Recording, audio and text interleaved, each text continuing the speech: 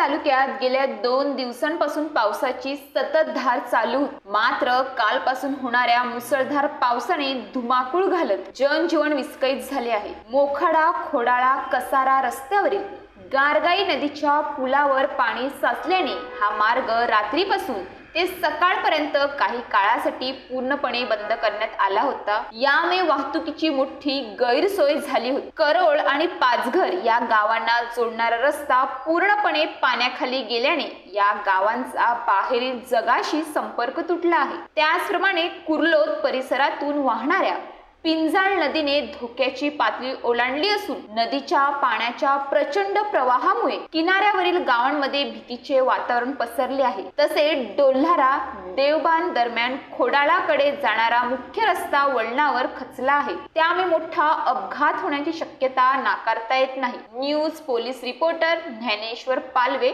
Mokhada.